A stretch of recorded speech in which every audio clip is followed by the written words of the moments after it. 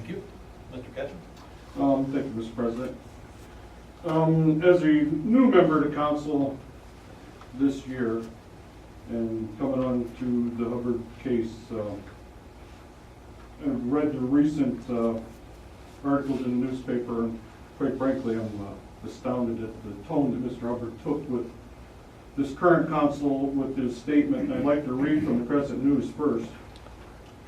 Mr. Hubbard is quoted to say, "How long and how much of the public's money is going to be wasted by this administration and council on their personal tax grudges and vendettas?" As it states, Hubbard commented this in an email to the Crescent News of that morning. "Their actions are contemptuous, colossal misuse of taxpayers' money and public resources for which they should be held accountable. If they were spending their own money, would they be doing this?" Now this, Mr. Hubbard also had written a letter to the editor on August 15th of 2004, and I'll read in part the letter to the editor. "Now that the city voters have spoken, the administration and council should take the lead. Set an example and feel the pain by taking immediate pay cuts of 10 to 20%. After all, we have less government to govern now, don't we? In addition, council should eliminate the recently budgeted $50,000 health care insurance line item for council benefits. This would give us all good faith and head start on the 2005 year. Now, this is the same person that called out this council in the newspaper as wasting taxpayer funds and monies. The same man that wrote a letter to the editor and said the $50,000 should be stricken. Now, where are the personal gains and who's making the personal requirements? As a member of an ad hoc committee, in good faith, I drove to Cleveland to try to save the taxpayers of Defiance $3,000 to $4,000. In turn, Mr. Hubbard filed a case against the committee for making that travel that we've now exceeded $25,000 in defending. Who's wasting the money? It's got ridiculous. We've been at this for a year. I don't see it stopping, and unfortunately, it's getting very frustrating to sit here and take this kind of abuse time after time.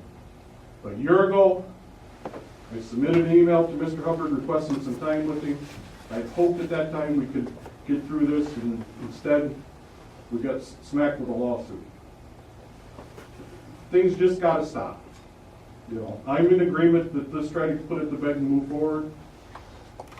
But to continually badmouth the city of Defiance, it's beyond what I can accept.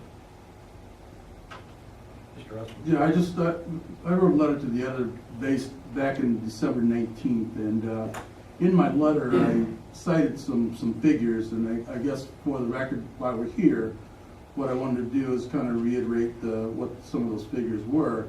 That since we discarded the health care for the councilmen, which had been budgeted for about $78,000 a year, since '07, when we no longer had it, that the taxpayers paid for it, for the last 5 years, we've had a savings of almost $390,000. I mean, there was a purpose as to why we cut the benefit out, and it was simply because we could not afford it.